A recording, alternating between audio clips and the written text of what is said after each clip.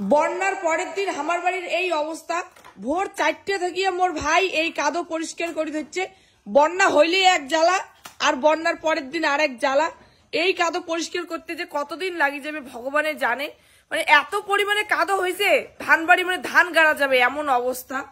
বাড়ির একদম বাড়িটাই শেষ হয়ে গেছে, এত পরিমাণে কাদো হয়েছে। তার মধ্যে কলের জল নাই, কত কষ্ট করিয়ে যে আসি, মানে জল ছাড়ায় কলের জল নাই। কোন রকম মাঝি বাড়ি থেকে বোতলে বোতলে জল আনিয়ে খাওয়া দিচ্ছি। আর এই যে দেখো কি অবস্থা। কালি সারা রাতি আমরা ঘুমির পাইনি, মনত খালি ভয়। সবাই কবা দিচ্ছে যে নদীর জল নাকি আরো বাড়বে আরো বাড়বে, কিন্তু ভগবানের আশীর্বাদে বাড়ে নাই। আর আজ লক্ষ্মী পূজা, তার মধ্যে কালীকোনা সব যত বন্য প্রাণী আছে, গন্ডার হরিণ সব বের হয়েছিল। আর ওই ভয়ে তো আর ঘুমিয়ে পাইনি, সবাই সাবধান করে দিচ্ছিল পাড়ার সবাই যে সবাই সতর্ক হয়ে থাকো। কি কং, আর কালিকার যে এমন একটা দিন গেছে, এরকম দিন আর জীবনে যেন কোনোদিনও না আসে। তো ভাই বালতি বালতি করে জল আনি দিচ্ছে। আমার বাড়ির পরিস্থিতি দেখি পাচ্ছেন, আনলু জল কাবাড়ি থেকে, মাসি বাড়ি থেকে জলই নেই। তো এই যে জল নিয়ে এসে দিচ্ছে, এই যে বারান্দা ঠান্ডা হয়েছে এই অবস্থা।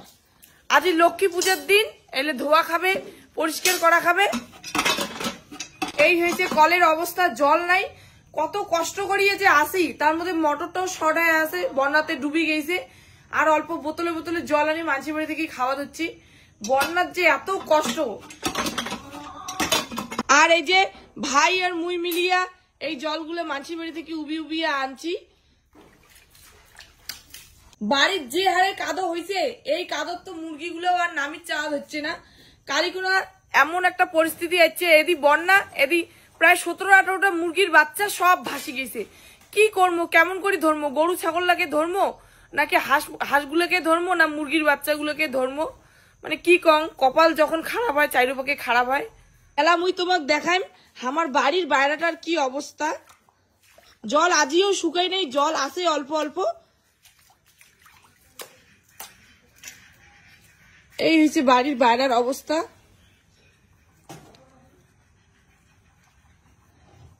খুবই খারাপ অবস্থা হয়ে গেছে। আর এই যে দেখি পাওয়া যাচ্ছেন, বন্যার পরের দিনও আমার পাশের বাড়ির দাদা মাছ পাইছে কতগুলো। দেখাও কি মাছ, সব বড় বড়। হ্যাঁ, এগুলো কি বেগুন বাড়ির ছিল? বেগুন বাড়ি তো সব শেষ হয়ে গেছে, সব নষ্ট। আর সব থেকে বড় কষ্ট হল আমার বাড়ির এই গরু ছাগল গুলো নিয়ে। প্রায় 1 মাসও মনে হয় যে হারে কাদো হয়েছে, মাঠ ঘাট সব ভর্তি হয়ে গেছে কাদোতে। কতদিন যে ঘাস গাজাবে না। আর গরুলের অনেক কষ্ট হবে, অনেক কষ্ট করিয়ে থাকা খাবে। কোনো খাবার নাই, চারিপাশে খালি কাদো আর কাদো। পোয়ালার জল দিয়ে বাসে থোয়া খাবে। কালি থাকিয়ে গরুগুলো না খেয়ে আসে, এক ফোঁটা কিচ্ছুখানি সকাল থাকি না খেয়ে অমন করিয়ে আসে। কুটি নিকে বলে গরুলে এলেতে বাঁধবো।